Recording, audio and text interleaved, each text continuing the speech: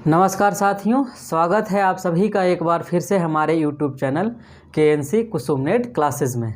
साथियों, यदि आप हमारे साथ लगातार बने हुए होंगे तो आपको मालूमात होगा कि हमने इतिहास का एक चैप्टर ख़त्म कर दिया है जिसका नाम था सोर्सेज, जिसमें हम लोगों ने बात किया था 3 एपिसोड में। पहले एपिसोड में बात किया था आर्कियोलॉजिकल सोर्सेज के बारे में, उसके बाद दूसरे एपिसोड में हमने बात की थी लिटरेरी सोर्सेज के बारे में, जिसको साहित्यिक स्रोत कहते हैं। उसके बाद हमने तीसरे एपिसोड में बात किया था फॉरेन अकाउंट्स के बारे में, विदेशी वृत्तांत के बारे में, जिसमें अरब से चल करके आने वाले यात्री, चीन से चल करके आने वाले यात्री, और उसके साथ साथ रोम एवं यूनान से चल करके आने वाले यात्रियों के बारे में हमने डिटेल में बात की थी। तो आज से हम लोग एक नए चैप्टर की शुरुआत करने जा रहे हैं। आज के चैप्टर का नाम है स्टोन एज। तो आप हमेशा की तरह हमारे साथ चीज़ों को लिखते चलोगे और लिखने से ज़्यादा समझने की कोशिश करेंगे आप। तो आइए फिर आज की वीडियो की शुरुआत करते हैं। हम लोग हमेशा की तरह एक एक करके बात करेंगे। पहले बात करेंगे स्टोन एज की शुरुआत कहाँ से होती है और स्टोन एज कहाँ तक चलेगा। उसके बाद स्टोन एज में कितने भी टूल्स आए, टाइप्स आए, और जैसे जैसे उपकरण बन रहे थे उनके कई तरह के डिफरेंट टाइप के टेक्निक थे, उसके बारे में बात करेंगे। उसके बाद हम लोग बात करेंगे ह्यूमन इवोल्यूशन के बारे में, जो कि शायद इस वीडियो में हम लोग बात नहीं कर पाएंगे, वो अगले वीडियो में बातें होंगी। तो आइए हम लोग आज की वीडियो की शुरुआत करते हैं स्टोन एज से। तो सबसे पहले यदि आपको यहाँ पर दिख रहा होगा तो मैंने लिखा है स्टोन एज कल्चर, ठीक है। इसको पाषाण कालीन संस्कृति के नाम से भी आप जानते हैं। हिंदी इसका थोड़ा सा टफ है, टेक्निकल है, इसीलिए यदि आप हिंदी में पढ़ते हैं तो मैं हिंदी बोलूँगा, आप लिखते चलेंगे। थोड़ा बहुत कहीं पे मिस्टेक होगा तो उसके लिए मैं पहले ही माफ़ी चाहता हूँ। स्टोन एज कल्चर, ठीक है, यानी कि पाषाण कालीन संस्कृति। अब देखो कि भारत में पाषाण कालीन संस्कृति की शुरुआत तो बहुत पहले हो चुकी थी, लेकिन इस पे खोज हमारे पुरातत्ववेताओं, जिसको आर्कियोलॉजिस्ट कहते हैं आप अंग्रेजी में, उन लोगों ने काफ़ी देर से की, और स्पेशली अंग्रेज़ों ने की, क्योंकि उस समय जिस समय आर्कियोलॉजी की शुरुआत हमारे यहाँ हो रही है उस समय हमारा भारत ब्रिटिशर्स के हाथों में गुलाम हो चुका है। तो आप देखोगे कि सबसे पहली बार शुरुआत हो रही है 1863 AD में, ठीक है। और नाम है कि उनका क्या, रॉबर्ट ब्रूस फुट, ठीक है। नाम हमेशा याद रखिएगा, क्योंकि स्टोन एज से हमेशा सवाल फैक्चुअल ही पूछे जाते हैं, यहाँ पर कॉन्सेप्चुअल सवाल नहीं होंगे। 2-3 जगह होगा जहाँ पे मैं आपको बता दूंगा कि यहाँ से सवाल कॉन्सेप्चुअल पूछे जाते हैं, तो वहाँ पे मैं आपको कॉन्सेप्ट को समझा दूंगा। इसलिए ध्यान रखेंगे कि मैक्सिमम सवाल यानी 90% सवाल यदि स्टोन एज से पूछे जाएंगे तो वो संभावना है कि वो हमेशा फैक्चुअल ही होगा, इसीलिए ध्यान रखिएगा। आगे आते हैं।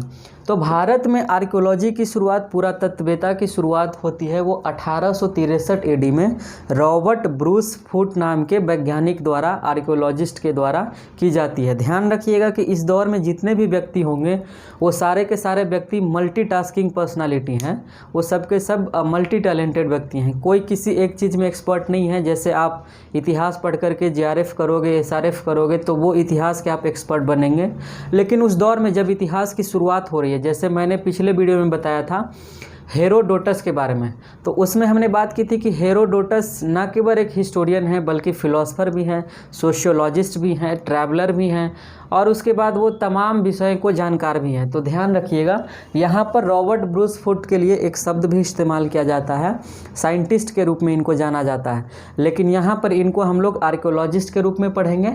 तो रॉबर्ट ब्रूस फुट ने मद्रास के, कहाँ, मद्रास के पलवरम नामक जगह पर, ठीक है, रॉबर्ट ब्रूस फुट ने मद्रास के पलवरम नामक जगह पर 1863 AD में एक क्या पाया, एक पाषाण कालीन उपकरण पाया। मैंने यहाँ पे लिखना भूल गया है, आप लिख लो, जब मैं बोल रहा हूँ तो आप हमारे साथ लिखते चलना।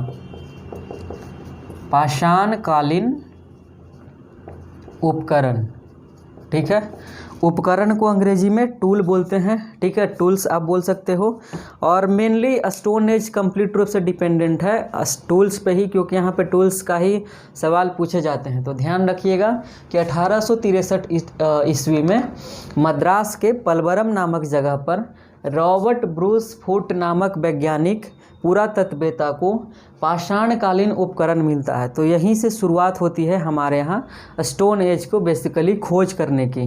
ठीक है, तो इसमें नाम क्या क्या इंपॉर्टेंट है। पहला आपसे सवाल पूछा जाएगा कि 1863 में मद्रास के पलवरम नामक प्लेस से पाषाणकालीन उपकरण किनके द्वारा खोजा गया था, या पहली बार वो किन्हें ज्ञात हुआ। तो उनका नाम है रॉबर्ट ब्रूसफुट। सवाल दूसरे तरीके से ऐसे पूछा जाएगा कि रॉबर्ट ब्रूसफुट को 1863 ईस्वी में मद्रास के किस जगह से पाषाणकालीन उपकरण प्राप्त हुए थे। तो उसका भी नाम है पलवरम। ठीक है, और मान लीजिए कि मद्रास नहीं दे और आपसे डायरेक्ट सवाल पूछे और ऑप्शन में पलवरम की जगह पे सिर्फ मद्रास रहे, यानी स्टेट का नाम दे दिया, वो पार्टिकुलर प्लेस का नाम नहीं दिया, तो इसीलिए आप मद्रास भी याद रखेंगे और पलवरम भी याद रखेंगे और रॉबर्ट ब्रूसफुट भी याद रखेंगे और 1863 भी याद रखेंगे।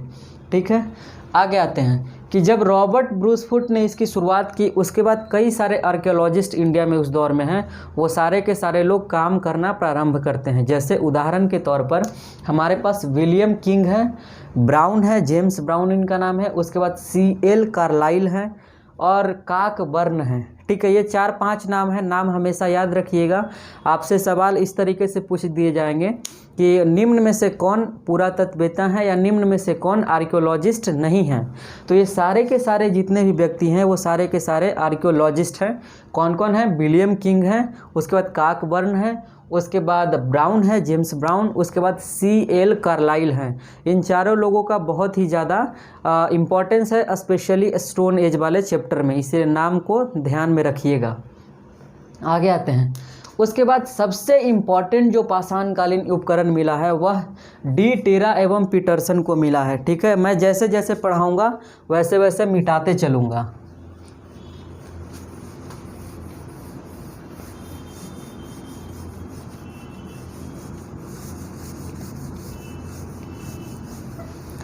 अब आते हैं कि सबसे इम्पॉर्टेंट जो टूल्स मिला है वो 1935 ईस्वी में। कब? 1935 ईस्वी में किनको मिला है? डी टेरा एवं पीटरसन को। ठीक है, नाम लिख लीजिएगा, डी टेरा प्लस पीटरसन। ठीक है, केविन पीटरसन जो एक बल्लेबाज है न्यूजीलैंड का, आप उससे याद रख सकते हो। तो डी टेरा एवं पीटरसन इन दोनों ने मिलकर के 1935 ईस्वी में शिवालिक पहाड़ी, शिवालिक रेंज जो है कश्मीर के पास, वहाँ से इन लोगों ने पाषाणकालीन उपकरण प्राप्त किया है। ठीक है, तो दूसरा सवाल आपसे पूछा जाएगा, सबसे इम्पॉर्टेंट पाषाणकालीन उपकरण 1935 ईस्वी में शिवालिक रेंज वाले एरिया में किनके द्वारा खोजा गया। तो 2 आर्कियोलॉजिस्ट हैं जिनका नाम है डी टेरा और एक का नाम है पीटरसन। और आगे आते हैं, एक सवाल इससे पूछा नहीं जाता है लेकिन ध्यान के लिए आप कॉन्सेप्ट के लिए इसको याद रखें कि जियोलॉजिस्ट जितने भी हुए पूरे दुनिया में, उनका यह मानना है कि पृथ्वी का जन्म, यानी पृथ्वी जब पहली बार बन रहा है तो उन्होंने कहा कि लगभग 48 अरब साल पुराना है पृथ्वी, यानी आज से 48 अरब साल पहले पृथ्वी का निर्माण हुआ है।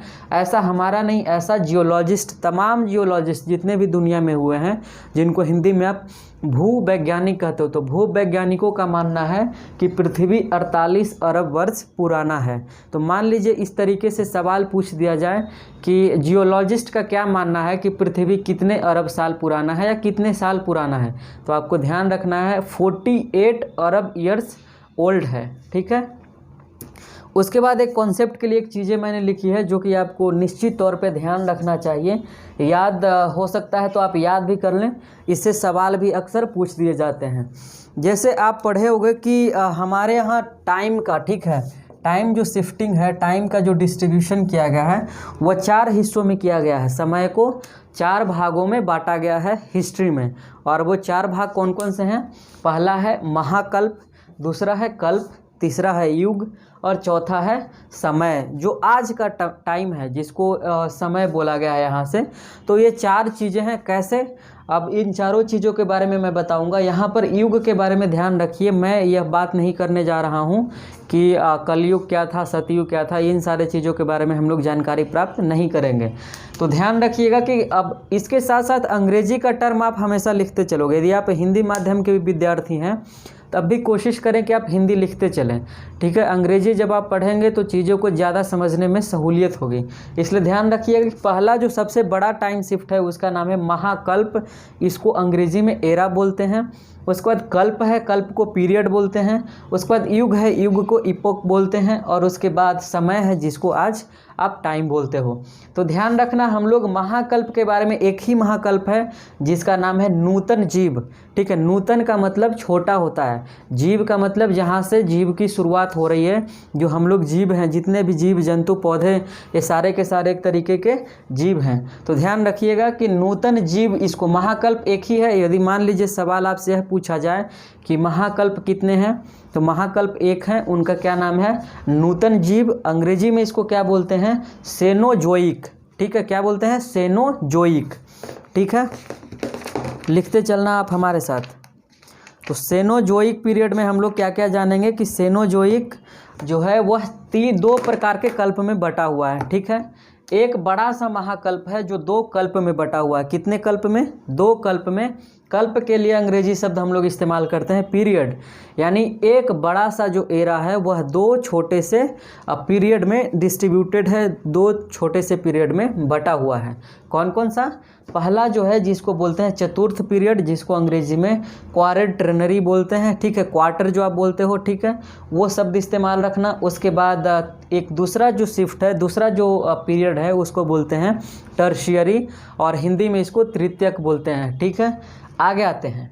अब देखो कि चतुर्थ पीरियड को 2 युग में बांटा गया है। ठीक है, चतुर्थ पीरियड को 2 युग में बांटा गया है। कौन कौन सा युग है, 2 युग है, 2 एपक है। कौन कौन, एक पहला है नूतनतम, ठीक है, जिसको अंग्रेजी में होलोसीन बोलते हैं। ठीक है, मैं बार बार बोल रहा हूँ, अंग्रेजी वाले शब्दों पे ज़्यादा ध्यान दीजिएगा।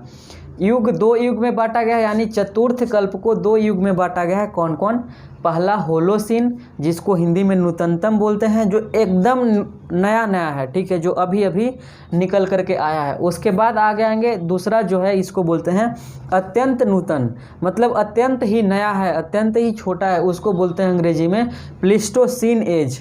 ठीक है, ये एज इसके साथ लिखते चलेंगे। पहला मैंने बोला होलोसीन, दूसरा बोला प्लीस्टोसीन। अब आगे आते हैं कि जब ये दोनों युग है, चतुर्थ में कितने युग हैं, 2 युग हैं। उसी तरीके से टर्शियरी में 4 युग हैं। टर्शियरी क्या है, टर्शियरी एक तरीके का कल्प है, यानी दूसरा कल्प है, दूसरा पीरियड है। तो टर्शियरी पीरियड को 4 युग में बांटा गया है। और वो 4 युग कौन कौन से हैं, वो बारी बारी से मैं आपको बता रहा हूँ। पहला जो है उसका नाम है अति नूतन। ठीक है, यहाँ पे दिख रहा है आपको अति नूतन युग, इसको अंग्रेजी में प्लायोसीन बोलते हैं। ठीक है, प्लायोसीन। उसके बाद दूसरा हमारे पास है, उसका नाम है मध्य नूतन। ठीक है, दूसरा नाम है मध्य नूतन, और मध्य नूतन के लिए अंग्रेजी में शब्द इस्तेमाल करते हैं मायोसीन। ठीक है, मायोसीन। उसके बाद तीसरा हमारे पास है, उसका नाम है अल्प नूतन, और अल्प नूतन के लिए हम लोग इस्तेमाल करते हैं, उस शब्द को अंग्रेजी में बोलते हैं ओलिगोसीन। ठीक है, ओलिगोसीन या ओलिगोसीन। ठीक है, OLIGOCENE। ठीक है, उसके बाद आते हैं चौथा जो हमारा युग है, उसका नाम है आदि नूतन। ठीक है, आदि नूतन युग को हम लोग बोलते हैं ईओसीन, EOCENE, ईओसीन एपक। उसके बाद आगे बात करेंगे पूरा नूतन युग। ठीक है, पूरा नूतन युग को अंग्रेजी में बोलते हैं पेलियोसीन। ठीक है, PALAEOCENE, पेलियोसीन युग एपक। ठीक है, तो यहाँ तक क्लियर है। मेरे ख्याल से यहाँ तक चीज़ें आपको समझ में आ गई होंगी। अब इन सब में से सबसे ज़्यादा इम्पोर्टेंट है वह है इनका टाइम पीरियड। तो टाइम शिफ्टिंग आपको याद रखना है, सवाल वहीं से पूछे जाएंगे। तो पहले बारे में बात करेंगे, नूतनतम युग का टाइम पीरियड कब से कब है, 10,000 वर्ष पूर्व। कब से 10,000 वर्ष पूर्व, आज से, अभी जब हम लोग इतिहास पढ़ रहे हैं, अभी से लेकर के 10,000 साल यदि पहले जाते हैं तो उस पीरियड का क्या नाम था, नूतनतम युग। ठीक है, नूतनतम युग, अंग्रेजी में बोले तो होलोसीन एज। उसके बाद अत्यंत नूतन युग को कब से है, 30,000 साल पूर्व, यानी आज से 30,000 साल पहले जो युग था, उस युग के लिए इतिहास में एक शब्द का इस्तेमाल किया जाता है, उसको क्या बोलते हैं, अत्यंत नूतन युग, प्लीस्टोसीन एज। उसके बाद आगे आते हैं कि 1,20,00,000। ठीक है, यहाँ पे आप 20 लाख लिख लेना। आज से 1,20,00,000 वर्ष पहले जाते हैं तो उस एज को, उस युग को बोलते हैं हिस्ट्री के भाषा में मध्य नूतन युग। ठीक है, मायोसीन, क्या बोलते हैं, मायोसीन, मध्य नूतन युग। और फिर आज से यदि 3 करोड़, ठीक है, 3,50,00,000 वर्ष पूर्व, कितना, 3 करोड़ 50 लाख वर्ष पूर्व यदि जाते हैं तो उस पीरियड को इतिहास में बोला जाता है अल्प नूतन युग, ओलिगोसीन।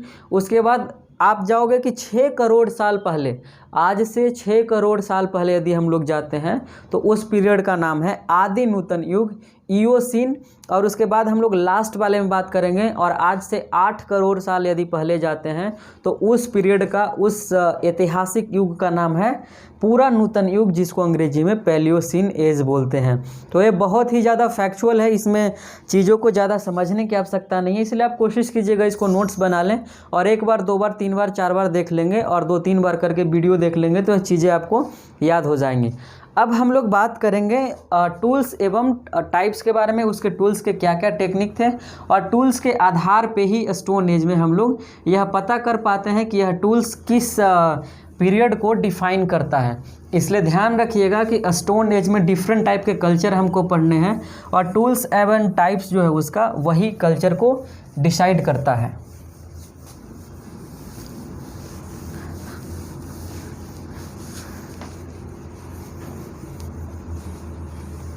अब हम लोग आते हैं टूल्स एवं टेक्निक्स पे, ठीक है। अब मैंने बताया कि स्टोन एज में डिफरेंट टाइप के पीरियड हैं, तो उन सारे पीरियड को जानने के लिए, उन सारे पीरियड को समझने के लिए आपको उस दौर में जितने भी उपकरण बनाए गए, जितने भी टूल्स बनाए गए और उनको टूल्स बनाने के लिए जिस जिस टेक्निक का इस्तेमाल किया गया, उन सारे टेक्निक्स को पढ़ना आपके लिए अति आवश्यक हो जाता है। और आपसे UGC नेट के एग्ज़ाम में या फिर कोई भी एग्जामिनेशन हो उसमें सवाल टेक्निक से पूछे जाते हैं और टूल्स से पूछे जाते हैं।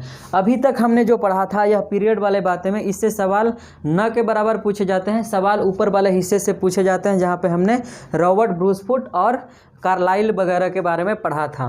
तो आइए अब हम लोग देखेंगे टूल्स टेक्निक के बारे में और टूल्स के टाइप्स के बारे में। यहाँ पर सारे टूल्स के टाइप्स को मैंने नहीं लिखा है, तो एक एक करके मैं सारे टाइप्स को बताऊंगा। कुछ टूल्स के टाइप्स को नहीं लिखे हैं। तो आइए हम लोग बात करते हैं टूल्स टेक्निक्स का और उसके टाइप्स का। तो टूल्स टेक्निक्स के बारे में सबसे पहले ध्यान रखिए कि 3 तरह के उस समय टेक्निक्स चल रहे हैं, ठीक है। हिंदी में बोले तो स्टोन एज में उपकरण बनाने के लिए, चूँकि जब दोस्तों यह ध्यान रखिए, कॉन्सेप्ट यह तैयार रखिए दिमाग में कि जब हम लोग स्टोन एज के बारे में पढ़ाई कर रहे हैं तो उस दौर में हमारे पास लोहा नहीं है। तो जब लोहा नहीं होगा तो मनुष्य जंगल का कटाई नहीं करेगा, तो जब जंगल का कटाई नहीं करेगा तो हमारे पास खेती नहीं होंगे, खेत नहीं होंगे, और खेत नहीं होगा तो हम लोग एग्रीकल्चर नहीं कर सकते हैं, ज़मीन नहीं खोद सकते हैं। तो एग्रीकल्चर जब नहीं करेंगे तो मनुष्य का जीवन अस्थायी नहीं होगा, क्योंकि फिर तो वह जानवर पे आधारित होगा, जानवर को ही वो खाएगा, जानवर को ही मारेगा, मांस पे आधारित होगा। तो ध्यान रखिएगा, इस तरीके से सवाल आपसे पूछ दिए जाएं कि स्टोन एज में मनुष्य कैसा होता था, मांसाहारी या शाकाहारी एवं मांसाहारी। तो मूलतः वो मांसाहारी ही होता था और कुछ कंदमूल फल वो तोड़कर खा लेते थे, तो उसको कुछ लोग शाकाहारी भी थे। तो लेकिन मूल रूप से यदि वो लोग आश्रित थे तो वह जानवरों के मांस पे आश्रित थे, क्योंकि एग्रीकल्चर का विकास नहीं हुआ था। तो जब वो जानवर को मारेंगे तो उसके लिए उनको डिफरेंट टाइप के औजार की आवश्यकता होगी। तो औजार बनाने के लिए उस दौर में कई सारे टेक्निक्स का इस्तेमाल किया जाएगा। तो आज के दौर का, आज की तरह तो युग उस समय था नहीं कि आप डिफरेंट टाइप के औद्योगिकरण हो गया और आपके डिफरेंट टाइप के आपके पास औजार आ गए। तो उस दौर में जानवरों को मारने के लिए यदि कोई औजार था तो वो सिर्फ एक औजार था, जिसको आप स्टोन बोलते हो, पत्थर। तो आप देखो कि स्टोन एज में पूरा का पूरा हम लोग पत्थर के बारे में ही पढ़ते हैं, किस तरह के पत्थर से कौन से उपकरण बनाए जा रहे थे, इसलिए इसका नाम भी रखा गया है दोस्तों स्टोन एज। तो ध्यान रखना कि यहाँ पर जो भी हम लोग अब टूल्स एवं टेक्निक्स पढ़ने जा रहे हैं, तो जितने भी उपकरण बनाए जाएंगे वो सारे के सारे उपकरण पत्थर के होंगे, टेक्निक्स उनके अलग अलग होंगे। अभी तक हमारे यहाँ लोहा का विकास नहीं हुआ है, ध्यान रखिएगा यह कॉन्सेप्ट। उसके बाद आइए अब हम लोग देखते हैं। अब देखिए, जब वो लोग टूल्स बनाने के लिए, जब वो लोग उपकरण बनाने के लिए डिफरेंट टाइप के अप्रोचेज अपनाए, तो पहला अप्रोचेज था सामान्य विधि, ठीक है। सामान्य विधि क्या होता था कि मान लीजिए कि एक बड़ा सा पत्थर था, ठीक है, बड़े बड़े शिला होते थे उस समय, शिला को पत्थर बोलते हैं, बड़े बड़े स्टोन होते थे। तो उस स्टोन को तोड़ तोड़ करके छोटे छोटे बना दिया जाता था, ताकि छोटा हो तो पत्थर चलाकर जानवर को मारने में ज़्यादा सहायक हो, ठीक है, ज़्यादा वो हेल्पफुल हो। इसीलिए क्या किया जाता था, सामान्य विधि यही था कि एक बड़ा सा पत्थर है तो इसको मार मार करके तोड़ तोड़ करके छोटा छोटा पत्थर बना दिया जाता था। तो सामान्य विधि में इसी चीज़ का प्रयोग किया जाता था, क्या, बड़े बड़े पत्थरों को तोड़ तोड़ करके, पत्थरों को पत्थरों से ही तोड़ा जाता था और उसको छोटे छोटे पत्थर में तब्दील कर करके उन छोटे पत्थरों का इस्तेमाल टूल्स के रूप में जानवरों को मारने के लिए किया जाता था। आगे आते हैं, यह सामान्य विधि था। उसके बाद दूसरा जो विधि था उसका नाम है क्लैक्टोनिक टेक्निक। ठीक है, ध्यान रखिएगा, अंग्रेजी में इसको क्लैक्टोनियन बोलते हैं। ठीक है, मैं अंग्रेजी यहाँ पे लिख दे रहा हूँ, क्लैक्टोनियन टेक्निक। तो क्लैक्टोनिक तकनीक से कई बार सवाल पूछे गए हैं दोस्तों। तो पहला चीज़ याद रखिएगा कि क्लैक्टोनिक तकनीक का इस्तेमाल पहली बार कब किया गया, तो 4 लाख साल पूर्व, आज से 4 लाख साल पहले चलेंगे तो मनुष्य जानवर को मारने के लिए जो पत्थर, जो औजार इस्तेमाल कर रहे थे, उस औजार को वो लोग क्लैक्टोनिक तकनीक से बनाए थे। ठीक है, किस तकनीक से, क्लैक्टोनिक तकनीक से, अंग्रेजी में क्लैक्टोनियन टेक्निक से। तो ध्यान रखिएगा कि क्लैक्टोनिक तकनीक इसका नाम क्यों पड़ा। तो इंग्लैंड में उस समय पहली बार, ठीक है, कॉन्टेम्प्रेरी सिविलाइजेशन सभी जगह पे चल रहे हैं पूरे दुनिया में, तो इंग्लैंड में उस समय एक प्लेस का नाम है जिसका नाम है क्लेक्टन ऑन सी। ठीक है, क्लेक्टन ऑन सी। तो उस प्लेस के नाम से ही पहली बार वहीं पे इस तकनीक का इस्तेमाल किया गया था। तो उस प्लेस के नाम से ही इस तकनीक का इस्तेमाल, इस तकनीक का नाम क्लैक्टोनिक तकनीक पड़ा। ठीक है, तो मान लीजिए आपसे सवाल पूछ दिया जाए कि क्लैक्टोनिक तकनीक का नाम, जो क्लैक्टोनिक टेक्निक पड़ा वो किसके नाम पे पड़ा, तो आप बोलिएगा कि इंग्लैंड में एक प्लेस का नाम था क्लेक्टन ऑन सी, और उस वहीं पर पहली बार 4 लाख साल पहले मानव के द्वारा जानवरों को मारने के लिए, उनका शिकार करने के लिए, पत्थरों को छोटे छोटे उपकरण में तब्दील करने के लिए जिस तकनीक का इस्तेमाल किया गया, उसी तकनीक को क्लैक्टोनिक तकनीक बोलते हैं। तो आपको परिभाषा यदि लिखना हो तो आप ऐसे परिभाषा को लिख सकते हो, बाकी ऑब्जेक्टिव फॉर्म में तो आप चीज़ों को समझ ही रहे होंगे। अब आ गए थे कि इसमें क्या होता था, इसमें सेम तकनीक अपनाया जाता था। कौन सी तकनीक, बड़े से पत्थर को, ठीक है, तोड़ तोड़ करके छोटे छोटे पत्थरों में तब्दील कर दिया जाता था, और इसके लिए कई सारे टेक्निक इस्तेमाल किए जाते थे। मान लीजिए कि एक बड़ा सा पत्थर है तो इसको चारों तरफ से चोट कर करके, ठीक है, इसको चोट करके मान लीजिए इधर से तोड़ दिया गया, इधर से तोड़ दिया गया, इधर से तोड़ दिया गया और इधर से तोड़ दिया गया। तो ये बचा हुआ जो पत्थर है वह एक तरीके का औजार का काम करने लगता था। यह चारों तरफ से धारदार हो जाता था। तो बाद में इस हथियार का इस्तेमाल ये लोग करते थे जानवरों को मारने के लिए, जानवरों का शिकार करने के लिए। तो इस तकनीक को ही क्या बोला गया, क्लैक्टोनिक तकनीक। इससे सवाल यह आते हैं कि क्लैक्टोनिक तकनीक में जब टूल्स बनाए जा रहे थे, जब पत्थरों को तोड़ा जा रहा था, तो उस समय कितने डिग्री के एंगल पे तोड़ा जाता था, तो उस एंगल को याद रखना, उस एंगल का नाम है 90 डिग्री एंगल। ठीक है, ये ध्यान रखना, 90 डिग्री एंगल यहाँ पर भी इम्पॉर्टेंट है। और आगे हम लोग दूसरा टेक्निक पढ़ेंगे, लवाई टेक्निक होता है एक, उसमें भी इसका इम्पोर्टेंस उतना ही है। तो क्लैक्टोनिक तकनीक के बारे में इतना ही दोस्तों। मेरे ख्याल से यह चीज़ें आपको समझ में आ गई होंगी, और आप हमारे साथ लिखते चलिएगा। मैं बार बार बोल रहा हूँ, लिखते चलोगे तो आपके लिए ज़्यादा बेहतर होगा एग्ज़ाम टाइम में, नहीं तो फिर माइंड से उड़ जाएगा। आगे आते हैं, तीसरे टेक्निक पे आते हैं, और तीसरा टेक्निक है हमारा लवाई टेक्निक। ठीक है, इसको अंग्रेज़ी में बोलते हैं लेवोलेजियन। ठीक है, स्पेलिंग आप एक बार देख लेना किताब में। अच्छा, मैं यहीं से देखकर आपको बता देता हूँ, लेवोलेजियन टेक्निक। ठीक है, चलो, इसी को लवाई, ठीक है, ये आधा ल है, और उसके बाद यह लवाई तकनीक किसको हिंदी में बोलते हैं। अब इसके बारे में याद रखो, सबसे पहला चीज़ सवाल इससे यह पूछता है कि लवाई टेक्निक जब भारत के लोग सीखे या पूरे मानव में, ठीक है, पूरे विश्व जगत में मानव के पास यदि लवाई तकनीक आया जानवरों को मारने के लिए, पत्थरों को तोड़ने के लिए, उपकरण बनाने के लिए, तो उस टेक्निक पहली बार कहाँ से चल करके आ रहा है। तो ध्यान रखिएगा, फ्रांस के राजधानी, अभी फ्रांस की राजधानी पेरिस है, तो पेरिस के पास एक जगह था, उसी जगह का नाम है लवाई। ठीक है, तो वहाँ पे जो मानव रह रहे थे आज से कितना साल पहले, 2 लाख साल पहले, मैंने क्या बताया, क्लेक्टोनिक तकनीक में 4 लाख साल पहले इंग्लैंड के क्लेक्टोन ऑन सी नामक प्लेस पे मानवों के द्वारा जानवरों को बेधने के लिए, शिकार करने के लिए, एक पत्थर को तोड़ने के लिए जिस तकनीक का इस्तेमाल किया गया उसको क्लेक्टोन ऑन सी मतलब क्लेक्टोनिक तकनीक बोलते हैं। उसके बाद सेम चीज़ें 2 लाख साल पूर्व फ्रांस के राजधानी पेरिस के नज़दीक लवालवाई नामक प्लेस पे मानव के द्वारा पत्थरों को तोड़ने के लिए, ताकि वो लोग जानवरों का शिकार कर सकें, जिस तकनीक का इस्तेमाल किया गया उस तकनीक को ही लवालवाई तकनीक इतिहास में कहा जाता है। तो ध्यान रखिएगा 2 तरीके के सवाल। पहला, लवालवाई तकनीक कहाँ से आया, तो वह फ्रांस के पेरिस नामक जगह से आया, पेरिस के पास लवालवाई नामक जगह से आया। उसके बाद यह ध्यान रखो कि कब का है, तो 2 लाख साल पहले का है। ठीक है, तो टाइम पीरियड इसमें याद रखना, इससे सवाल पूछे जाएंगे।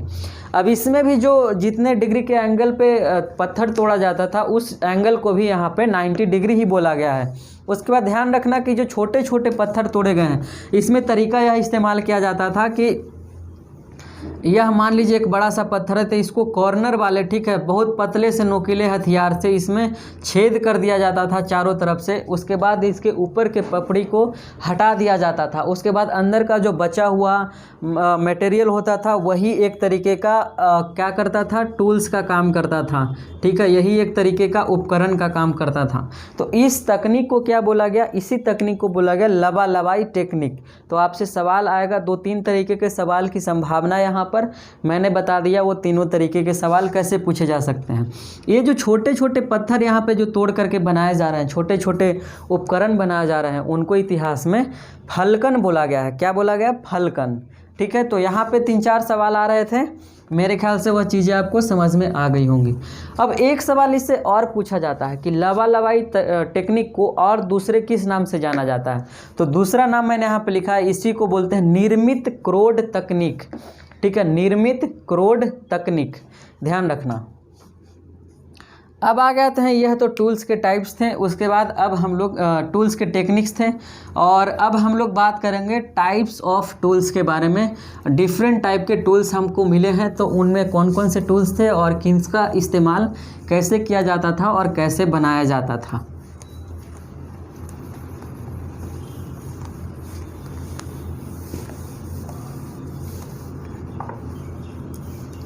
अब देखो हमारे पास डिफरेंट टाइप के टूल्स हैं। पहला जो टूल्स है उसका नाम है चॉपर एवं चॉपिंग। ठीक है, यदि आपको क्लियर नहीं दिख रहा है तो आप यहाँ से लिख सकते हो चॉपर एवं चैपिंग। ठीक है, चॉपर का मतलब होता है गंडासा, जिसको हमारे यहाँ अपने भाषा में गणासी बोला जाता है। और ये चॉपिंग का मतलब होता है जिसको बोलते हैं खंडक। खंडक, ठीक है, खंडक जिसको बोलते हैं ज़मीन खोदने के लिए जिसका हम लोग इस्तेमाल करते हैं, खंती। आज के डेट में उसको खंती बोलते हैं। ठीक है, यदि इसको चीज़ें समझ में आ रही है, आपके यहाँ अलग अलग रीजनल लैंग्वेज में अलग अलग क्षेत्रीय स्तर पे इसको अलग अलग भाषा में बोला जाता है। फ़िलहाल आप इतना समझें कि ज़मीन खोदने के लिए या जानवरों के पेट में छेद करने के लिए जिसका इस्तेमाल करते थे उसी को खंडक बोला गया है, और गड़ासा जिसको काटने के लिए बोलते थे। तो चॉपर एवं चॉपिंग भी एक मेथड होता था जिसके माध्यम से पत्थरों को तोड़ा जाता था, और उसके लिए क्या क्या तकनीक होते थे। ध्यान रखिएगा, इसमें याद करने वाली कोई भी चीज़ें नहीं, बस यह ध्यान रखना कि चॉपर एवं चॉपिंग किस टाइप का होता था। तो पहला चीज़ें ध्यान रखना कि चॉपर एवं चॉपिंग जो है वह सोहन नदी घाटी से मिला है। ठीक है, यह उत्तर भारत की संस्कृति है, यह फ्रांस से नहीं। जैसे लवालवाई टेक्निक था, कहाँ से लाया था हमने, फ्रांस से। उसी तरीके से क्लेक्टोनिक हम लोगों ने इंग्लैंड से लाया था। लेकिन चॉपर एवं चॉपिंग मेथड है वह मेथड इंडिया का है, प्योर इंडिया का है। कहाँ से, सोहन नदी घाटी से। और सोहन नदी दोस्तों सिंधु घाटी की एक सहायक नदी हुआ करती थी। तो इसके बाद हम लोग सोहन नदी के बारे में पढ़ेंगे, सोहन कल्चर के बारे में डिटेल से पढ़ेंगे। तो ध्यान रखिए कि सोहन नदी घाटी से यानी कि आज के पंजाब से, और आज का पंजाब यानी उस दौर का जो जिसके बारे में बात कर रहे हैं वह आज के पाकिस्तान में चला गया है, पाकिस्तान वाले पंजाब में। ठीक है, ध्यान रखना।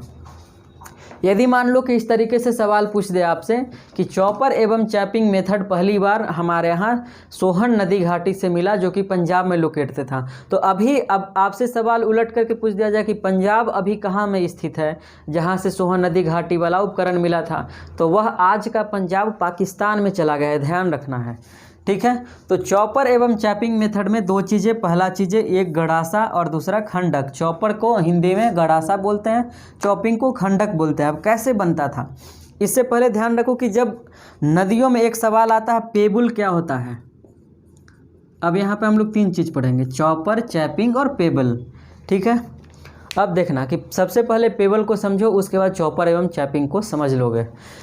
जैसे नदी में जब बहाव आता है, नदी हमेशा बहते रहती है, इसलिए उसका नाम भी नदी है। तो नदी में जब बहते रहते हैं तो बड़े बड़े जो पत्थर हैं बहते बहते उनका आकार घिसने लगता है और उनका आकार घिसते घिसते घिसते घिसते घिसते छोटा हो जाता है। तो जो इस तरीके से मान लो कि एक बड़ा सा पत्थर है, यह गंगा नदी की शुरुआत हो रही उत्तराखंड से, तो मान लियो वहाँ से चला, अब ये लुढ़कते लुढ़कते इतना होगा, फिर इलाहाबाद आते आते मान लीजिए इतना हो गया, और ये पटना जाते जाते इतना छोटा सा हो गया। तो ये जो छोटा सा जो पत्थर है, जो नदी के बहाव के कारण जिसका वेट घट गया, जो घिसते हुए छोटा हो गया, जिसका आकार छोटा हो गया, तो छोटे आकार वाले पाषाण उपकरण को, छोटे आकार वाले पत्थर को, जिसका आकार किसके वजह से घटा है, नदी के बहाव के कारण, उसी छोटे पाषाण को, उसी छोटे पत्थर को पेबल कहा जाता है इतिहास की भाषा में। तो पेबल भी दोस्तों एक प्रकार का उपकरण होता था, इसका भी इस्तेमाल किया जाता था जानवरों के शिकार करने के लिए, जो छोटे छोटे जानवर होते थे उसके लिए। आगे आते हैं। अब जब गड़ासा अब कैसे बनेगा, तो ये तो पेबल आपने समझ लिया। गड़ासा ऐसे समझो कि मान लो कि एक बड़ा सा पत्थर है, ठीक है। अब इस पत्थर को दोनों तरफ से काट दिया गया ऐसे, ठीक है, और इसके बाद इधर भी इधर धार बना दिया गया, ठीक है। तो अब मान लीजिए कि ये धार नहीं है, एक तरफ से ही काटा। पहली बात ऐसे समझो, कैसे गड़ासा दो तरीके से बनेगा। पहला, ठीक है, यह जो हुआ ये क्या हो गया, एक तरफ से यदि काटा इसको तो यह इधर क्या हो गया, धारदार हथियार हो गया।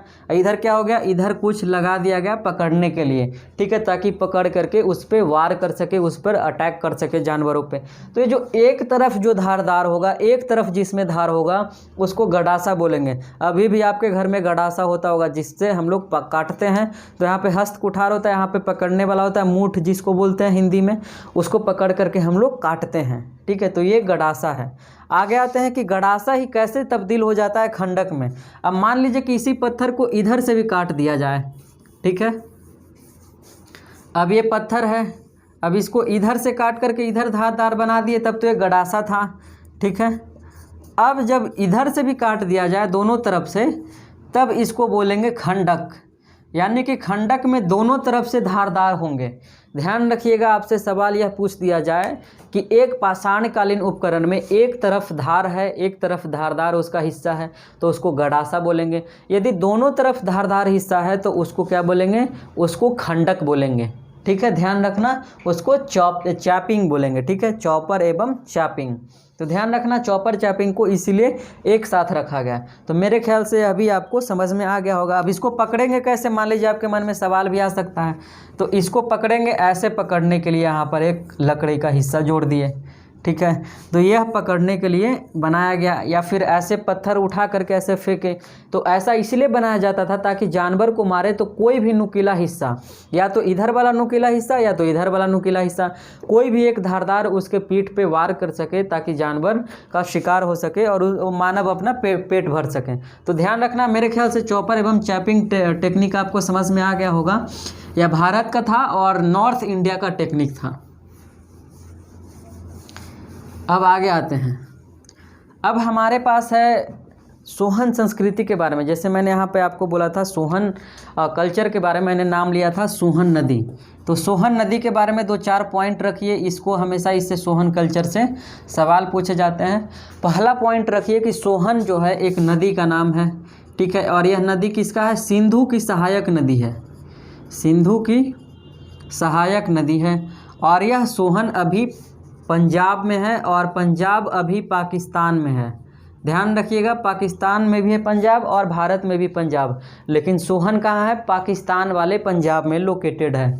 उसके बाद आप ध्यान रखो कि सोहन नदी घाटी में कई तरह के उपकरण मिले, और पहला जो उपकरण मिला वो 1928 ईस्वी में मिला। कब मिला, 1928 ईस्वी में। और किनको मिला, D.N. वाडिया को, ठीक है, D.N. वाडिया, डी.एन. वाडिया का नाम याद रखिएगा, यह बहुत परेशान करने वाले हैं आपको। डी.एन. वाडिया से हमेशा सवाल पूछा जाता है। 1928 ईस्वी में पूर्व पाषाण कालीन उपकरण, पाषाण काल से पहले का उपकरण इनको मिला है, ठीक है, पूर्व पाषाण कालीन, स्टोन एज से पहले का उपकरण इनको मिला है। तो डी.एन. वाडिया को 1928 ईस्वी में सोहन नदी घाटी में पूर्व पाषाण कालीन उपकरण मिले हैं, ठीक है। तो आपसे सवाल यह आ जाएगा कि 1928 ईस्वी में किस पुरातत्वविद को सोहन नदी घाटी से पूर्व पाषाण कालीन उपकरण प्राप्त हुए थे, तो उनका नाम है डी.एन. वाडिया।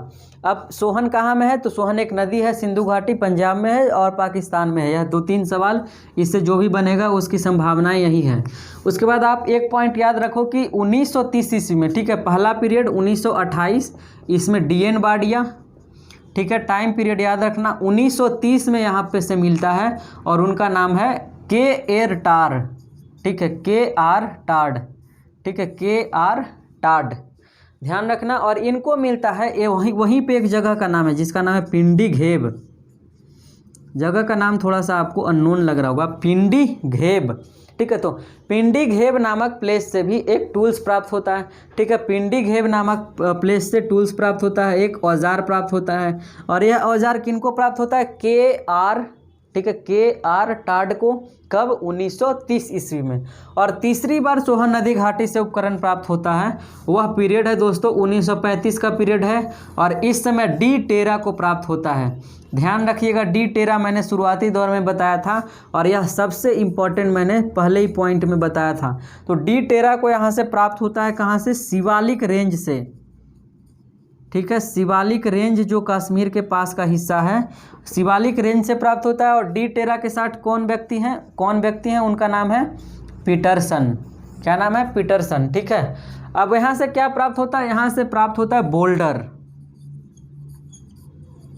बोल्डर कॉन्ग्लोरेट, इसको बोला गया है, इसके लिए एक शब्द इस्तेमाल किया गया है। आपसे सवाल यह आ जाए कि बोल्डर कॉन्ग्लोरेट जो मिला है शिवालिक रेंज से, वो किस व्यक्ति को मिला है, तो डी टेरा एवं पीटरसन को मिला है। शिवालिक रेंज कहाँ पे, कश्मीर में लोकेटेड है और कब मिला है, तो 1935 ईस्वी में मिला है। बोल्डर किसको बोलते थे, यह चीज़ें आपको समझ में आ गए हो, बड़े से बहुत बड़े पत्थर को तोड़ करके एक बड़े पत्थर में तब्दील करना, तो जो बड़ा वाला पत्थर है उसी को बोल्डर बोला जाता है। जैसे अभी भी गांव या फिर शहर में बड़े बड़े जो कच्चे सड़क बनते हैं, पक्की सड़क बनने से पहले उनको कच्ची सड़क बनाया जाता है, तो वहाँ पर बड़े बड़े बोल्डर को बिछाया जाता है। उसके बाद रोलर के माध्यम से उस पत्थर को तोड़ करके छोटे छोटे हिस्सों में विभाजित कर दिया जाता है। तो ध्यान रखिएगा, जो बड़े बड़े पत्थर हैं उसी के लिए बोल्डर शब्द का इस्तेमाल किया गया है। तो शिवालिक रेंज भी है, पहाड़ों का रेंज, तो वहाँ पे बड़े बड़े पत्थर मिलना भी स्वाभाविक सी बात थी। तो ध्यान रखना 1935 में डी टेरा को शिवालिक रेंज से क्या मिला है, बोल्डर कॉन्ग्लोरेट। आगे आते हैं, अब आएगा कि बोल्डर कॉन्ग्लोरेट मान लीजिए किस पत्थर का बना हुआ था। तो इस दौर में 3-4 पत्थर हैं जो आगे मैं बताऊंगा। तो उस पत्थर का नाम है क्वार्टजाइट, ठीक है, क्या नाम है, क्वार्टजाइट। तो क्वार्टजाइट नाम के पत्थर से बना हुआ बोल्डर कॉन्ग्लोरेट मिला है 1935 ईस्वी में। आगे आते हैं कि अब सोहन नदी संस्कृति चूँकि बहुत बड़ा था, ठीक है, कल्चर आप ध्यान रखना, 2 शब्द का इस्तेमाल यहाँ पे मैं कर रहा हूँ बार बार। एक जो है अभी तक मैं नहीं किया, उसका नाम है सभ्यता और दूसरा जो है संस्कृति, ठीक है। तो सभ्यता और संस्कृति में एक पॉइंट का फ़र्क है और वह ध्यान रखना कि संस्कृति एक छोटे से एरिया में होगा, ठीक है, एक छोटे से एरिया में होगा, इसका एरिया स्मॉल होगा, लेकिन सभ्यता हमेशा एक लार्ज एरिया में होगा। जैसे आप पढ़ते होंगे सिंधु घाटी सभ्यता, वैदिक सभ्यता, उसी तरीके से हम लोग क्यों नहीं पढ़ रहे सोहन नदी घाटी सभ्यता, क्योंकि यह उतना बड़ा नहीं है। इन दोनों के बीच में यदि कॉम्परेटिव स्टडी करेंगे तो संस्कृति का एरिया हमेशा छोटा होगा सभ्यता वाले एरिया से। तो यदि इस तरीके के सवाल आएँ तो यहाँ से इस कॉन्सेप्ट के आधार पर आप उसको सोल्व कर सकते हैं। तो सोहन नदी एक तरीके की संस्कृति है, तो इसका भी अपना एक छोटा सा एरिया होगा। तो उस एरिया में 3-4 प्लेस हैं जिनका नाम याद रखना, जैसे मलकपुर है, चौनतारा है, कलार है, चौमुख है। फिर से बोल रहा हूँ, मलकपुर है, चौनतारा है, कलार हैं और चौमुख हैं। ये 4 प्लेस हैं सोहन नदी संस्कृति के, जहाँ से पाषाणकालीन उपकरण मिलने की संभावना है और वहाँ से मिली भी है। ठीक है, तो ये चारों नाम याद रखना। आपसे सवाल इस तरीके से पूछा जाएगा कि निम्न में से कौन सोहन नदी संस्कृति का हिस्सा या सोहन नदी संस्कृति का स्थल नहीं है। तो ध्यान रखना, यह 4 नाम दिया रहेगा और 5वां में से मान लो दिया रहे किसी और प्लेस का नाम, हड़प्पा दे दिया, तो आपको टिक करना होगा कि यह चारों के चारों प्लेस सोहन नदी संस्कृति के हिस्सा हैं। हड़प्पा सोहन नदी घाटी का हिस्सा नहीं है। आगे आते हैं। अब एक सवाल आता है वेदिका के बारे में। ठीक है, वेदिका क्या होता है? ठीक है, कॉन्सेप्ट है इसमें दोस्तों, इसीलिए मैंने बोला था कि जो चीज़ें कॉन्सेप्चुअल होगा उसको मैं अब बारीकी से समझाऊंगा। वेदिका क्या होता है, मान लीजिए इसको आप नोट्स में लिखना। वेदिका उसको बोलते हैं, जैसे आपको पता होगा, आप ज्योग्राफी पढ़ते होगे, तो लगभग 100 साल 200 साल 1000 सालों बाद क्लाइमेट चेंज होता है, कहीं का जलवायु चेंज होता है। 2 शब्द है, पहला शब्द है मौसम। ठीक है, मौसम अक्सर बदलते रहता है 3 महीने पे 4 महीने पे, लेकिन जलवायु बदलने में, जिसको अंग्रेजी में आप क्लाइमेट बोलते हो, तो क्लाइमेट बदलने में 100 साल 200 साल 300 साल 400 साल 1000 साल भी लगता है, किसी किसी प्लेस का 5000 साल भी लग सकता है। तो ध्यान रखना कि क्लाइमेट बहुत दिन पे तब्दील होता है। तो जब क्लाइमेट में बदलाव आएगा दोस्तों, तो किसी भी प्लेस के क्लाइमेट में बदलाव आएगा तो वहाँ पर जो नदियाँ बह रही हैं वो शुष्क हो जाएंगी। शुष्क होने का मतलब नदियाँ सूख जाएंगी। ठीक है, नदियाँ सूख जाएंगी।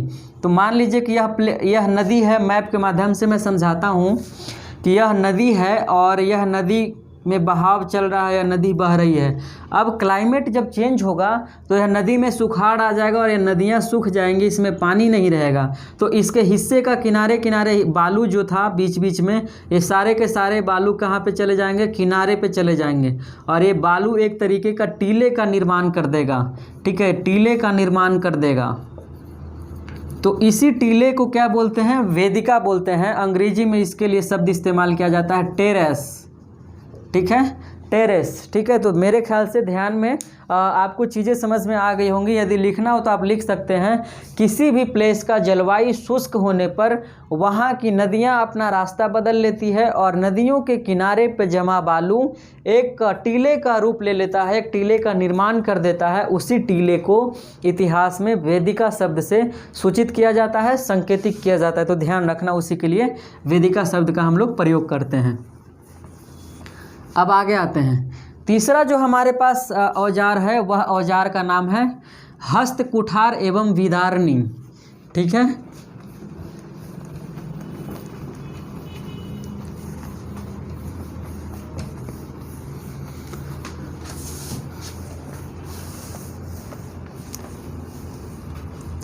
तीसरा हमारे पास जो है उपकरण, उसका नाम है हस्त कुठार एवं विदारणी। तो हस्त कुठार के लिए अंग्रेजी में शब्द, अंग्रेजी वाले शब्द पे ज़्यादा ध्यान रखना, हैंड एक्स। इसमें एक शब्द का इस्तेमाल किया गया है दोस्तों, हैंड, रट्टा नहीं मारना इसको, हैंड एक्स, यानी कि यह जो उपकरण बनाया जाएगा उसमें हाथ से पकड़ने वाला ही उपकरण होगा। और हस्त कुठार का मतलब है हाथ से पकड़कर किसी पे कुठार करना, किसी पे वार करना, किसी पे अटैक करना। तो हस्त कुठार जो भी उपकरण होंगे उसको हाथ से पकड़ के ही व्यक्ति चला सकता है। तो उसके लिए क्या, उसके लिए एक जगह फिक्स किया जाएगा जिसको हाथ से पकड़ा जा सकता है। अब ध्यान रखो कि ये तो हैंड एक्स हो गया। उसके बाद दूसरा हमारे पास है विदारणी, जिसको अंग्रेजी में क्ले सेबर कहते हैं। ठीक है, विदारणी जो है वह क्ली सेबर है। इसको हिंदी भी लिखो और आप अंग्रेजी भी लिखो, दोनों पढ़ो इसको। ठीक है, हस्त कुठार। अब देखो कि हस्त कुठार कैसा होता है। हस्त कुठार जो होता है वह यू आकार का भी होता है और भी आकार, दोनों आकार का होता है। ठीक है, यू और वी दोनों आकार का होता है। यह 2 शेप मैंने लिख दिया है। आपसे सवाल पूछा जाएगा कि हस्त कुठार उपकरण निम्न में से अंग्रेजी अक्षर के या अंग्रेजी वर्णमाला के किस अक्षर के समान होते हैं? तो पहला यू अक्षर के समान और दूसरा वी अक्षर के समान वी। ठीक है, अब इसमें कौन कौन हस्त कुठार कैसा हो सकता है? एक तो वी आकार का, मान लो कि ऐसा हो सकता है। ठीक है, यह वी आकार का है। दूसरा यू आकार का है तो मान लो कि ऐसा हो सकता है। ठीक है, और यहाँ पर पकड़ने के लिए दे दिया, तो यह क्या हो गया? हस्त कुठार उपकरण हो गया। तो इसमें से सवाल आपसे 2 तरीके से पूछे जाएंगे। पहला कि यह किस आकार का होता है, तो यू एवं वी आकार का। और हैंडेक्स और विदारणी में क्या अंतर है, तो हैंडेक्स और विदारणी में अंतर यही है कि विदारणी जो है पूर्व पाषाणकालीन उपकरण है, ठीक है, विदारणी है पूर्व पाषाणकालीन उपकरण, ठीक है। अब यहाँ पर मैंने हैंडेक्स दिखा दिया, अब थोड़ा सा विदारणी को देखो। विदारणी जो होगा हमेशा पतला होगा, ठीक है। इसको ऐसे बोलो, आज के दौर में जो छेनी होता है, आप हथौड़ी और छेनी जानते होंगे, ठीक है। तो विदारणी का इस्तेमाल किसी चीज़ को फाड़ने के लिए किया जाता था। जैसे मान लो किसी जानवर को मार दिए तो उनके मांस को, उनके शरीर को फाड़ने के लिए, बीच से चीरने के लिए, ठीक है। तो छेनी का इस्तेमाल अभी भी कहाँ किया जाता है, चीरने एवं फाड़ने के लिए। तो ध्यान रखना, इसीलिए विदारणी का भी इस्तेमाल होगा चीरने एवं फाड़ने के लिए। तो यह जब भी होगा वह नुकीला होगा, ठीक है, जब भी होगा तो नुकीला होगा, पतला होगा। अंग्रेजी के एल अक्षर, यह वाला एल अक्षर, यह वाला एल नहीं, ठीक है, इस वाला एल अक्षर के समान होगा, यानी पतला होगा, नुकीला होगा। और इसको मनुष्य, जानवर के शरीर को फाड़ने के लिए, चीरने के लिए इसका इस्तेमाल किया जाएगा।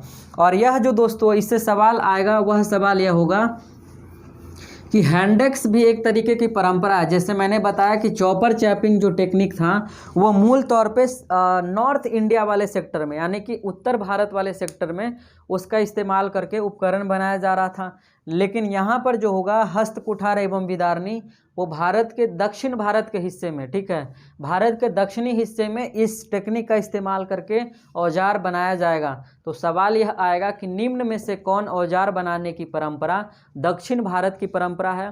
तो हस्त कुठार एवं विदारणी निम्न में से कौन सी परंपरा या औजार बनाने की परंपरा उत्तर भारत की परंपरा है, तो उसके लिए मैंने बताया था चॉपर एवं चैपिंग टेक्निक, ठीक है। अब आते हैं कि कुछ 2-4 उपकरण और बच गए हैं जो मैं लिख देता हूं, उसको भी बता देता हूं, नहीं तो उसके लिए फिर अलग से वीडियो बनाना होगा, ठीक है। अब देखो, एक होता है एबीबेली हस्त कुठार, ठीक है,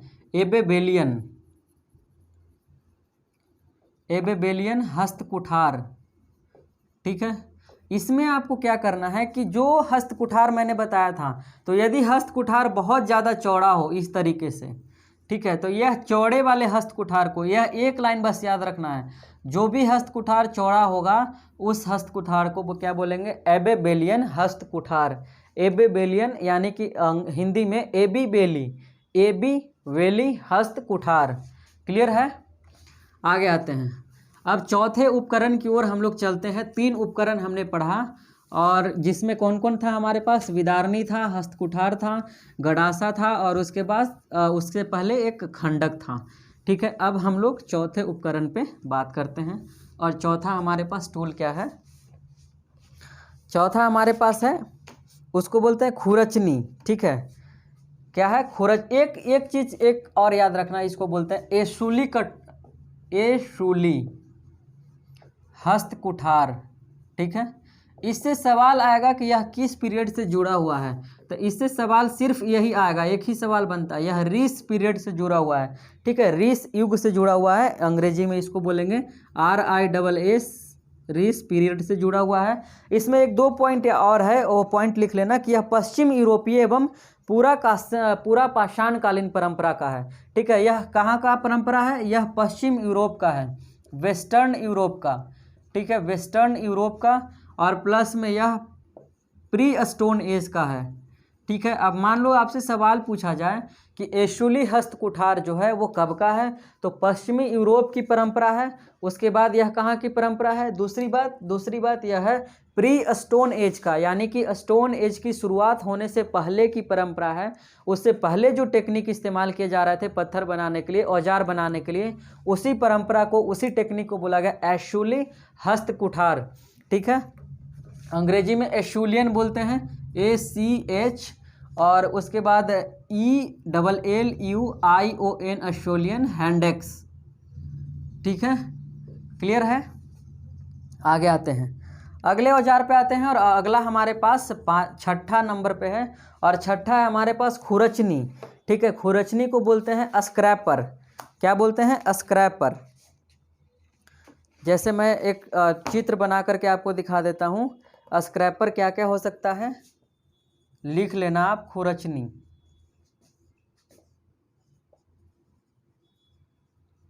अभी आप समझो कि हमारे यहाँ इसके लिए एक शब्द इस्तेमाल किया जाता है जिसको खुरपी बोलते हैं, ठीक है। किसी भी चीज़ को खुरचने के लिए, जैसे आप घास को जब गढ़ा जाता है, हमारे गांव में बोला जाता है घास गढ़ने के लिए जिस हम लोग खुरपी का इस्तेमाल करते हैं, जैसे मान लो यह घास है तो ऐसे ऐसे करके इसको गढ़ते हैं, तो उस जो उपकरण का इस्तेमाल करते हैं उसी को उस समय खुरचनी बोला गया है, ठीक है। तो जानवर का भी खाल छीलने के लिए, केस बाल हटाने के लिए, उसके लिए भी जो उपकरण का इस्तेमाल किया गया था उसी उपकरण को स्क्रैपर बोला गया है, अंग्रेजी में खुरचनी बोला गया है, खुरचने के लिए, ठीक है। मेरे ख्याल से यह भी आपको समझ में आ गया होगा। अब आगे आते हैं हम लोग, यह मान लो यह किस तरीके का हो सकता है, यह यहाँ पे इन्होंने बना करके दिखाया है, वह मैं आपको थोड़ा सा दिखा देता हूँ।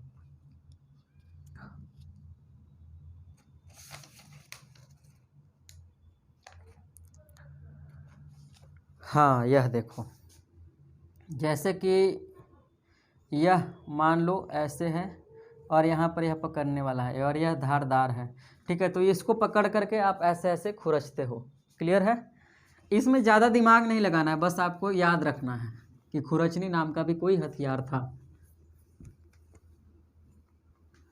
आगे आते हैं, खुरचनी के बाद अगला जो हमारे पास औजार है जिसको बोलते हैं बेधनी, वेधनी, अंग्रेजी में इसको बोलते हैं पॉइंट, ठीक है। अब पॉइंट कैसा औजार होता था दोस्तों, यह इस तरीके का, यह एक पॉइंट है, बस इसमें ज़्यादा नहीं, ये एल टाइप से है, ठीक है, छोटा, अंग्रेजी का छोटा सा एल। तो इस पॉइंट का इस्तेमाल कहाँ पे करते थे, इस पॉइंट का इस्तेमाल किसी को मारने के लिए करते थे, किसी में छेद करने के लिए करते थे। तो मान लो कि एक बड़ा सा पत्थर है और इसमें छेद करना है हमको, या फिर हम लोग जानवर मार करके लाए और इसमें हमको छेद करना है, तो उस छेद करने के लिए हम लोग जिसका इस्तेमाल करते थे उसी को बेधनी बोलते हैं। अभी आप सुनोगे, बेधने के लिए जिसका इस्तेमाल करते थे उसी को वेधनी बोलते थे। वह एक तरीके का पॉइंट होता था जो कि बहुत ही नुकीला होता था, यह दोनों तरफ से नुकीला होता था और बहुत पतला होता था। पॉइंट हमेशा पतला ही होगा और नुकीला होगा, अंग्रेजी के एल अक्षर के समान होगा, और ध्यान रखना इसका इस्तेमाल ज़्यादा से ज़्यादा छेद करने के लिए किया जाता था, ठीक है। आगे आते हैं, इसका सिरा जो होगा हमेशा नुकीला होगा, है ना, नुकीला होगा तभी तो छेद होगा, समझ रहे होंगे आप। आगे आते हैं, अगला हमारे पास औजार है, उस औजार का नाम है तक्षनी, ठीक है। क्या नाम है, यह मेरे ख्याल से 7वां होगा या 8वां होगा, आप नंबरिंग देख लेना, आपने जो कॉपी में लिखा है। तक्षनी को हिंदी में अंग्रेजी में बोलते हैं ब्यूरिन, ठीक है, क्या बोलते हैं, ब्यूरिन। और यह कैसा होता था दोस्तों, तक्षनी कहा जाता है कि यह सल्क या फलक से बनने वाला उपकरण है। इसमें दो ऐसे झुके हुए तल बनाए जाते हैं जो हूबहू आधुनिक पेचकस की तरह हो, ठीक है, आधुनिक पेचकस की तरह। तो तक्षनी के लिए आपको याद करना हो तो एक लाइन बस याद रखो, पेचकस, ठीक है। अभी जिससे तार वगैरह कसते हो, बिजली का काम करते हो, जिससे नट बोल्ट को कसते हो, पेचकस छोटा भी होता है बड़ा भी होता है। तो आज के दौर का जो पेचकस है वो उस दौर का तक्षनी है, अंग्रेजी में बोलेंगे तो ब्यूरिन है। तो मेरे ख्याल से समझ में आ गया होगा, रट्टा मारने की आवश्यकता नहीं होगी। आगे आते हैं, और अगला हमारे पास जो है 8वां नंबर, और वह है वेधक, ठीक है। क्या है, वेधक।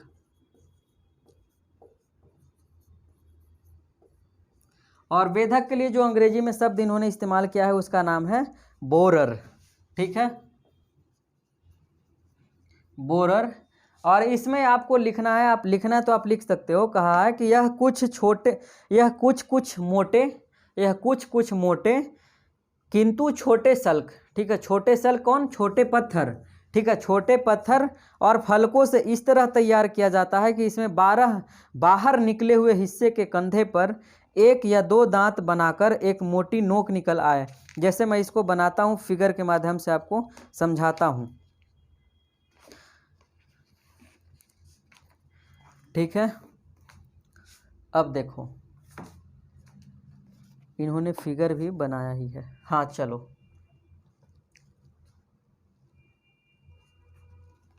ऐसे,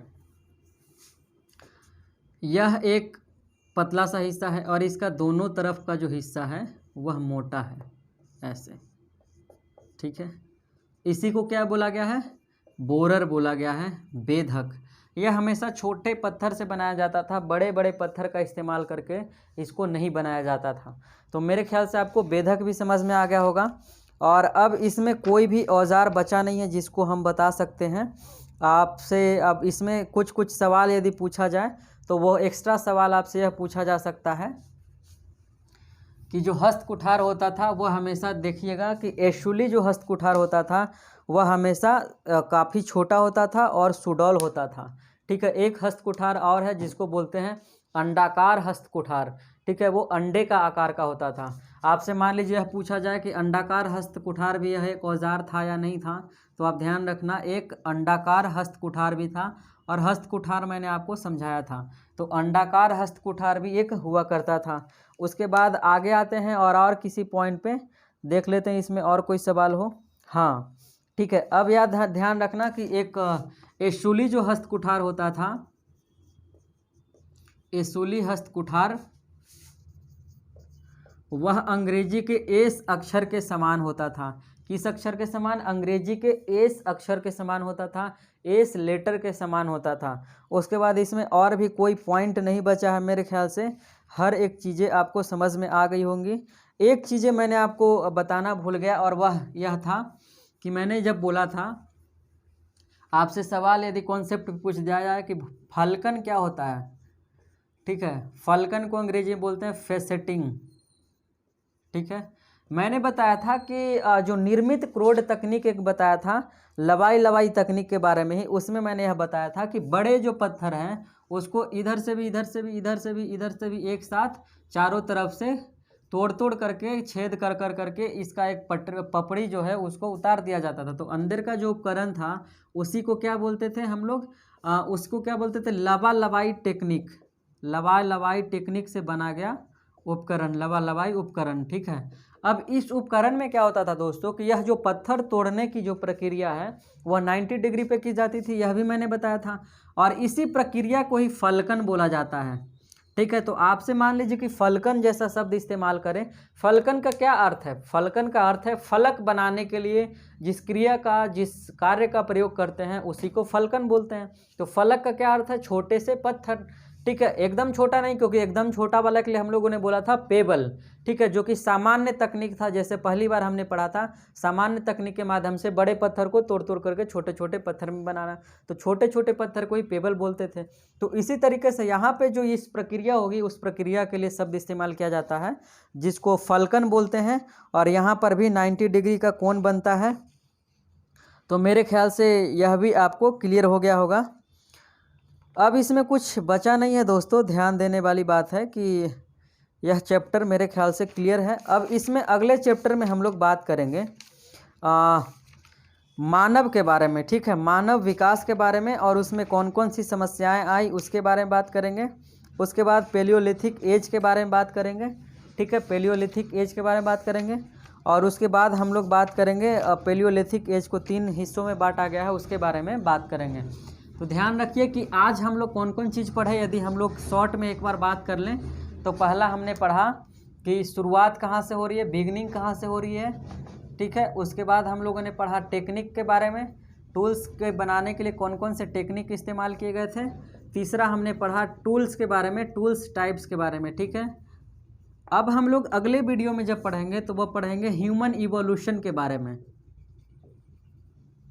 ह्यूमन इवोल्यूशन के बारे में पढ़ेंगे। उसके बाद क्या क्या समस्याएं आई ह्यूमन इवोल्यूशन में, मनुष्य के विकास में कौन कौन सी समस्याएं आई थी, तो यहाँ पे लिख देंगे प्रॉब्लम्स इन ह्यूमन डेवलपमेंट। ठीक है, ह्यूमन इवोल्यूशन, अब्रामापिथेकस, ऑस्ट्रेलोपिथेकस, कई तरह के मानव की प्रजाति आती है, उसके बारे में बात करेंगे, कैसे व्यक्ति बंदर से लेकर के धीरे धीरे मानव के रूप में तब्दील होता है। ठीक है, उसके बाद हम लोग बात करेंगे इसी में कि मानव लोहे के विकास के बारे में। ठीक है, कि लोहे का विकास कैसे हुआ। उसके बाद हम लोग पढ़ेंगे इसी में, वो पढ़ेंगे प्लीस्टोसीन एज के बारे में। ठीक है, पैलियोलिथिक जिसको मैंने बोला था अत्यंत नूतन युग। ठीक है, पैलियोलिथिक एज, इसके बारे में मैंने बताया था कि यह आज से 10,000 वर्ष पूर्व का है। ठीक है, 10,000 BC का है, आज से 10,000 साल पहले का है। तो हम लोग पैलियोलिथिक एज के बारे में पढ़ेंगे, और पैलियोलिथिक एज के बारे में हम लोग 3 पढ़ेंगे, जैसे अपर पैलियोलिथिक, मिडिल पैलियोलिथिक, उसके बाद न्यू पैलियोलिथिक जिसमें आता है नव पाषाण काल पढ़ेंगे। ठीक है, मध्य पूरा पाषाण काल, और उसके बाद उससे पढ़ेंगे पूरा पाषाण काल, ठीक है, प्राचीन पाषाण काल। तो 3 काल के बारे में हम लोग अगले वीडियो में पढ़ेंगे, तो ध्यान रखिएगा हमारा अगला टॉपिक ये है। तो जब अगली बार मैं वीडियो लाऊं तो उससे पहले आप इस चैप्टर को पढ़ करके आना, तो चीज़ें और वीडियो देखोगे तो ज़्यादा चीज़ें आपको समझ में आएंगी। तो दोस्तों मेरे ख्याल से आज का वीडियो आपको कैसा लगा, चीज़ें आपको समझ में आ गई होंगी। आप हमेशा हमारे साथ नोट्स बना रहे होंगे ताकि आप नोट्स बना लो, और जब मैं वीडियो जब एंशिएंट हिस्ट्री को ख़त्म कर दूंगा तब मैं आपसे नोट्स मांगूंगा, और बाद में वो चल करके हमारे लिए प्रॉपरली काम करेगा। तो ध्यान रखना। तो वीडियो को हम लोग यहीं पे ख़त्म करते हैं, और वीडियो ख़त्म करने से पहले वैसे छात्र जो पहली बार हमारे चैनल पे जुड़े हैं तो वो निश्चित तौर पे हमारे चैनल को सब्सक्राइब कर लें, और अपने तमाम दोस्तों के साथ शेयर करें जो किसी भी कॉम्पिटिटिव एग्जामिनेशन की तैयारी कर रहे हो, चाहे वो रेलवे की तैयारी कर रहे हो, एसएससी की तैयारी कर रहे हो, या फिर मान लीजिए वो सिविल सर्विसेज की तैयारी कर रहे हैं, स्टेट पीसीएस की तैयारी कर रहे हैं, यूपीएससी की तैयारी कर रहे हैं, उसके साथ साथ वह किसी और कॉम्पिटिटिव एग्जामिनेशन की तैयारी कर रहे हैं। जैसे यदि वो यूजीसी नेट की तैयारी इतिहास के साथ कर रहे हैं तो निश्चित तौर पर उनके साथ शेयर करना चाहिए, और उन तमाम छात्रों के साथ शेयर कीजिए जिनके सिलेबस में, जिनके पाठ्यक्रम में इतिहास को शामिल किया गया है। उसके अलावा वैसे छात्र जो हमारे साथ पहली बार जुड़े हैं, जो यूजीसी नेट की तैयारी कर रहे हैं और किसी अन्य विषय के साथ कर रहे हैं, इतिहास के साथ नहीं कर रहे हैं, तो वह हमारे चैनल के साथ जुड़ सकते हैं अपने पेपर 1 की संपूर्ण तैयारी के लिए। पेपर 1 के तमाम वीडियोज़ हमारे पास उपलब्ध हैं। मैं पेपर 1 भी आपको पढ़ाता हूं, उसके साथ साथ अभी मैं पीडीएफ प्रोवाइड नहीं करता हूं, तो मैं कोशिश करूंगा कि अब मैं उस सारे नोट्स का पीडीएफ भी बना लूं, और ताकि आपको पीडीएफ भी दे सकूं। इसलिए आप हमारे साथ पेपर 1 के लिए जुड़ें। पेपर 1 के निश्चित तौर पे संपूर्ण तैयारी करवा जाएगी। तो दोस्तों फिर मिलेंगे हम लोग अगले वीडियो में, तब तक के लिए शुक्रिया, बाय बाय, जय हिंद।